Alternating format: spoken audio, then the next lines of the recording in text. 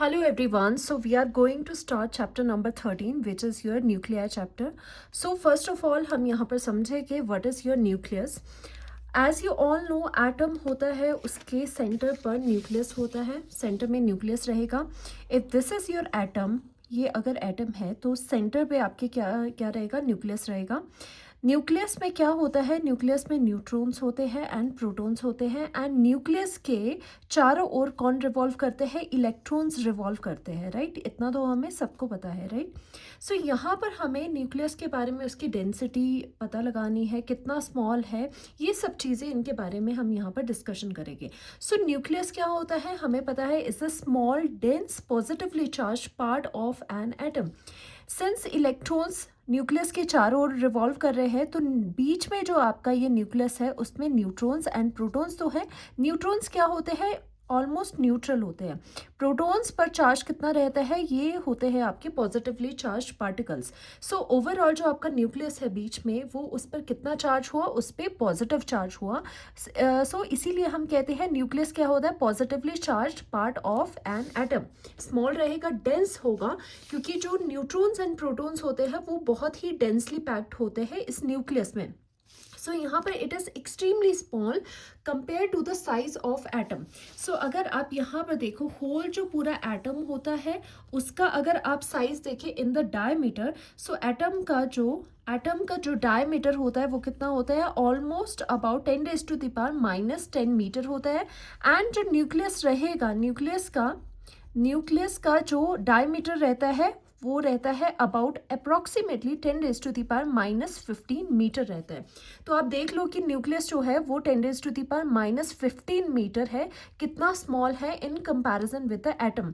सो बेशक ये स्मॉल है बट ये बहुत ज़्यादा डेंस होता है और हैवी होता है क्योंकि इसमें न्यूट्रॉन्स है एंड प्रोटॉन्स है और ये बहुत ही डेंसली पैक्ड है एंड न्यूक्लियस क्या है, positively charged.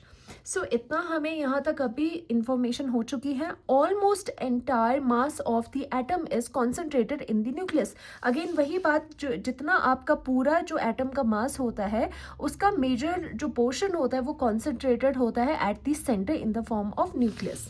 So it contains protons and neutrons, जिसे कि कंबाइंडली न्यूट्रॉन्स भी कहा जाता है.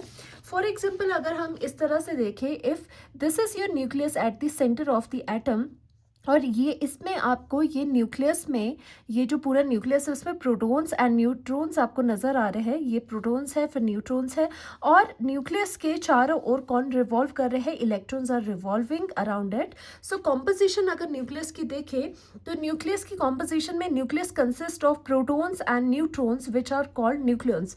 कंबाइंडली न्यूट्रॉन्स एंड प्रोटॉन्स को न्यूक्लियंस कहा जाएगा. सो कभी भी अगर फर्दर चैप्टर में हम न्यूक्लियंस बोलेंगे, न्यूक्लियंस आप समझ जाओगे न्यूक्लियंस क्या रहेगी, प्रोटॉन्स एंड न्यूट्रॉन्स को कंबाइनली कहते हैं न्यूक्लियंस, राइट. अब आते हैं हम एटॉमिक मास यूनिट पे, यानी कि अब हम मास की तरफ जा रहे हैं, मास की टर्म्स में बात कर रहे हैं. So atomic mass unit AMU भी कहा जाता है और सिंपली यू भी कहा जाता है इसे. So it is the unit to measure the mass. Mass का मेजर करने का यूनिट है.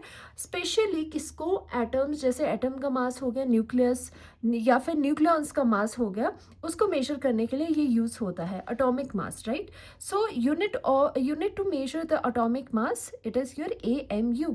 सो हमें देखना है 1 AMU किसके इक्वल होता है, क्योंकि मोस्टली जो कैलकुलेशंस होती है या फिर आपको गिवन टर्म्स होती हैं वो न्यूमेरिकल्स में AMU में आपको मास गिवन होता है. सो फर्दर उसको kg में आप कन्वर्ट करते हो. सो आपको कन्वर्जन पता होनी चाहिए AMU की kg या फिर ग्राम के साथ. नाउ यहाँ पर एक चीज़ आपको याद रखनी है, this is very basic and very important, कि जो 1 AMU हो रहता है, 1 AMU is defined as the 1/12 part of mass of carbon 12 atom. यानी कि 1 AMU क्या होता है, अगर हम 1 AMU की बात करें वो इक्वल होता है 1/12 part of mass of one carbon 12 atom. यानी कि जो कार्बन 12 एटम का, एक एटम का जितना मास होगा अगर उसका 1/12 हिस्सा हम निकाल दें वो क्या कहलाएगा, वो आपका होगा 1 AMU. तो ये बेसिक जो डेफिनेशन है अबाउट द AMU की, बेसिक ये डेफिनेशन रहती है. अब हम इसे आगे कैलकुलेट करते हैं और हमने कैलकुलेशन में यहाँ तक आना है कि 1 AMU को इक्वल हमें प्रूव करना है दिस मच kg. और ये आता कैसे है, हम यहाँ पर डेरिवेशन करेंगे अभी. डेरिवेशन ज़्यादा कुछ नहीं है, जनरल सी बात है। हमें पता है कि अगर मोलर मास किसी भी एटम का अगर हम ले ले उसमें कितने एटम्स होते हैं, मोल कंसेप्ट से आपने पढ़ा होगा। हमें पता है कार्बन का मास कितना होता है 12 ग्राम ऑफ, अगर मैं C612 वाला एटम ले लूँ तो उसमें कितना एटम्स हो गए। आपको पता है ये 12 जो है ये क्या है, मोलर मास और atomic mass of the carbon. So atomic mass of the any of the element में कितने एटम्स होते हैं हमें पता है, एवोगेड्रो नंबर ऑफ एटम्स होते हैं। वो एवोगेड्रो नंबर कितना हुआ 6.023 इंटू 10⁻23 एटम्स हो गया। नाउ वी नो दैट कि 12 ग्राम ऑफ कार्बन के पास कितने एटम्स है, इतने एटम्स है। तो हम इसका रिवर्स भी तो कह सकते हैं, हम इस तरह से भी तो कह सकते हैं कि इतने नंबर ऑफ एटम्स का कंबाइंडली मास कितना होगा 12 ग्राम। तो हम उसी तरह से इसे लिख रहे हैं, दैट मीन्स 6.023 इंटू 10⁻23 एटम्स जो है, एटम्स हैज़ मास, कितना मास होगा उनका 12 ग्राम होगा, तो 12 ग्राम उनका मास होगा, राइट। सो अगर इतने एटम्स का मास 12 ग्राम है तो 1 एटम, और ये किसके एटम की बात हो रही है, कार्बन 12। सो 1 एटम ऑफ जो कार्बन 612 है उसके 1 एटम का मास कितना होगा, यूनिटरी मेथड लगाओ, 12 डिवाइडेड बाय, ये चीज़ डिवाइड में आ जाएगी, 6.023 इंटू 10⁻23 ग्राम। अभी तक चीज़ें हमारे पास ग्राम में हैं, ओके, याद रखना है ये बात आपको। ओके, सो नाउ हम क्या करेंगे, 1 एटम ऑफ कार्बन 12 का हमारा मास इतना आ गया। अगर इसे ग्राम को केजी में करना है तो ग्राम को जब भी केजी में करोगे तो क्या करोगे, इंटू 10⁻³ कर दोगे, राइट। तो ग्राम से हम यहाँ पर अभी केजी पे आ चुके हैं। But we know that according to the definition कि 1 AMU किसके इक्वल होता है, 1/12 पार्ट ऑफ किसके, of mass of carbon 12 atom. यानी कि अगर आप कार्बन एटम का जो मास है उसका अगर 1/12 कर लो तो हमें 1 AMU मिल जाएगा। और we know that what is the mass of one atom of the carbon, वो हमारे पास इतना केजी आ चुका है यहाँ पर। सो जस्ट इस मास को हम यहाँ पर पुट कर देंगे, 1/12 आ जाएगा, into you have the 12 into 10⁻³ divided by 6.023 into 10⁻23 आ जाएगा। और ये आपके पास क्या है, ये आपका केजी में है यहाँ पर, राइट। तो यहाँ पर हम 12 से 12 आपका कैंसिल आउट हो गया, और जो आपका यहाँ पे कैलकुलेशंस पे कितना हो जाएगा, ये 23 ऊपर जाके 10⁻26 हो जाएगा। और 1/6.023 कैलकुलेशंस के बाद आपका ये पूरा आता है 1.66 इंटू 10⁻27 kg, राइट। सो हमने काइंड ऑफ प्रूव कर दिया that your 1 AMU equals to 1.66 into 10⁻27 kg. So that means whenever you are required to converting 1 AMU into kg, so you can use this relation, क्योंकि AMU को kg में easily convert कर सकते हो या फिर AMU को ग्राम में भी convert कर सकते हो। kg में आगे तो ग्राम में भी आपको आ जाएगा, राइट। सो यही चीज़ जो आपकी ये कैलकुलेशन है, और इसका बेसिस क्या था, बेसिस यही था 1 AMU equals to 1/12 part of the mass of 1 carbon 12 atom. Okay, so ये वाला हमने यहाँ चीज़ प्रूव कर लिया, ये आप यूज़ करोगे रिलेशंस में। सो हमने ये वाली चीज़ लिखी है, बेसिस ये था और कैलकुलेशन से हमें ये रिजल्ट मिला है। एडिशनली आपको पता होना चाहिए what is the mass of the proton, इतना होता है, AMU में है। न्यूट्रॉन का भी 1.0086 U रहेगा और इलेक्ट्रॉन का इतना रहता है, राइट। और साथ ही साथ जैसे कि पहले डिस्कशन हुई है, दैट मीन्स आपका डायमीटर और the size of atom 10⁻10 metre रहता है, और size means diameter of the nucleus कितना रहता है, 10⁻15 मीटर रहता है। Now coming on to the discovery of neutrons. Neutrons were discovered by James Chadwick. इन्होंने डिस्कवर करा था। बेसिकली एक्सपेरिमेंट में क्या हुआ था हम देख लेते हैं। फर्स्टली अल्फा पार्टिकल्स का आपको सोर्स लेना है। अल्फा पार्टिकल्स आपको पता है पॉजिटिवली चार्ज्ड पार्टिकल्स होते हैं, उनकी रे यहाँ से पास करेगी, these are the alpha particles. और वो कहाँ स्ट्राइक करेंगे, उनके बॉम्बार्डमेंट किसके साथ करनी है, बेरिलियम के साथ करनी है। जब इनके बेरिलियम के साथ बॉम्बार्डिंग होती है तो हमने देखा कि हमें एक रेडिएशन रेडिएशन निकलती हुई नज़र आती है या फिर हमें ऑब्जर्व होती है रेडिएशन, और वो रेडिएशन एक न्यूट्रल रेडिएशन थी, राइट। और न्यूट्रल रेडिएशन है, दैट मीन्स लेटर ऑन हमने ये न्यूट्रल जो रेडिएशन है उसमें जो पार्टिकल्स थे उन्हें न्यूट्रॉन्स कहा। तो न्यूट्रॉन्स यानी कि जो न्यूट्रल रेडिएशन है वो फिर से पैराफिन वैक्स से हमने पास करवाई, और ये वाली जो आपकी इमिट हुई पैराफिन वैक्स में जो न्यूट्रल रेडिएशन आपकी आ रही है, उसके बाद जो पार्टिकल्स प्रोड्यूस हुए आफ्टर दैट वो हुए प्रोटॉन्स, राइट। तो यही वाली इसी वाली चीज़ से यहाँ पर न्यूट्रॉन्स की डिस्कवरी हुई कि एज सच पार्टिकल्स भी एग्जिस्ट करते हैं इनसाइड द न्यूक्लियस। सो यहाँ पर जो चैडविक थे discover the neutrons in 1932, him bombarded beryllium with alpha particles से बॉम्बार्डिंग करी इन्होंने। A highly penetrating neutral radiation was produced. जो ये न्यूट्रल रेडिएशन है ये यही है हमारे पास। When this radiation struck paraffin wax protons were emitted. So अगर जब ये जो आपकी न्यूट्रल रेडिएशन थी वो स्ट्रक करी पैराफिन वैक्स के साथ, तो प्रोटॉन्स आपके यहाँ से इमिट हुए।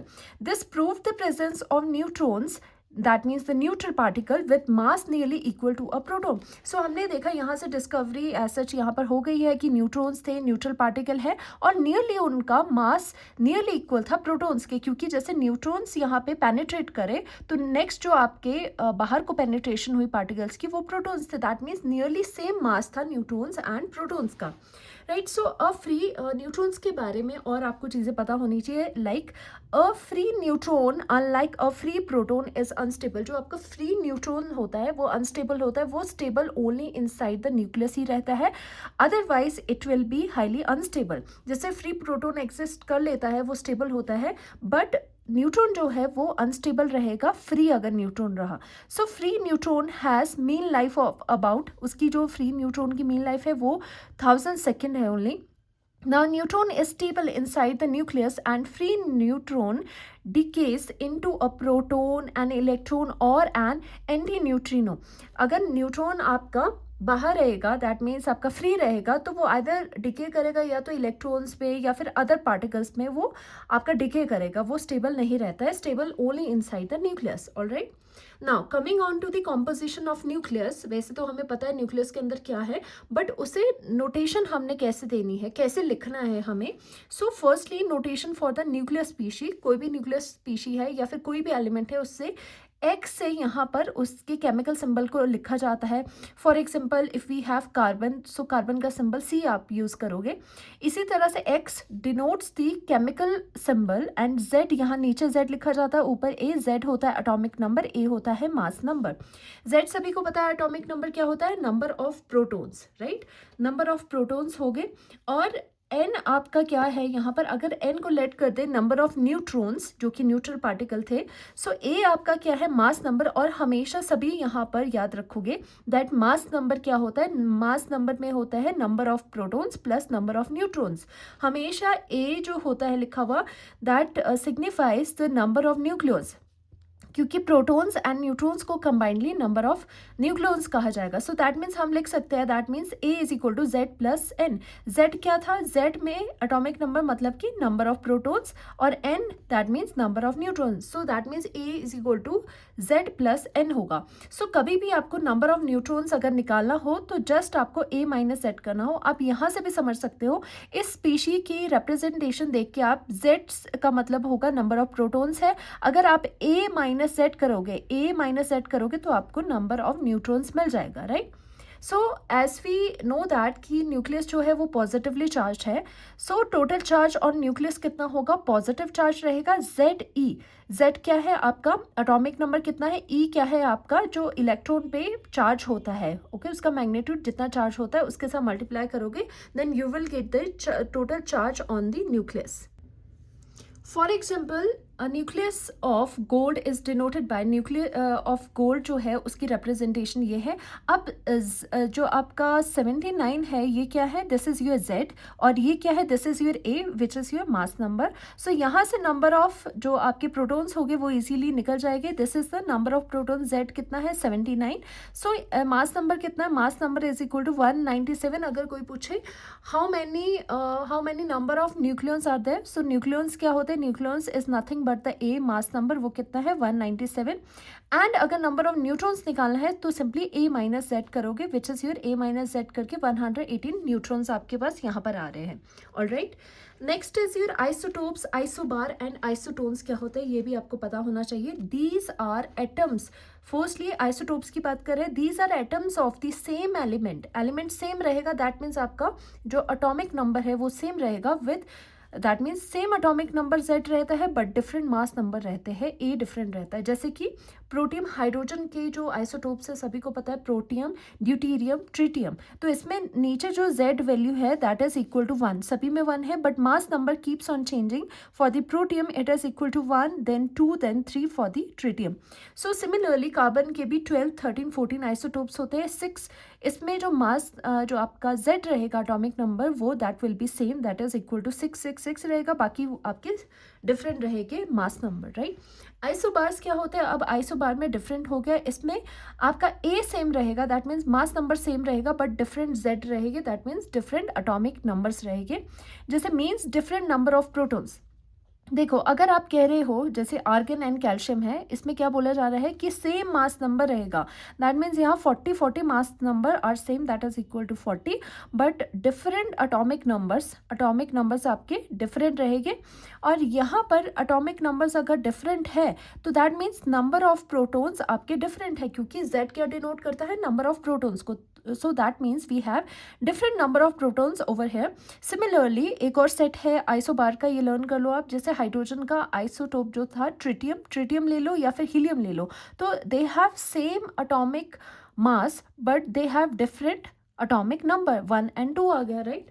सिमिलरली आइसोटोन्स क्या होते हैं, यहाँ से आप आइडिया लगाओगे N, आइसोटोन में N होता है, N means number of neutrons, जिसमें नंबर ऑफ न्यूट्रॉन्स डिफरेंट हो।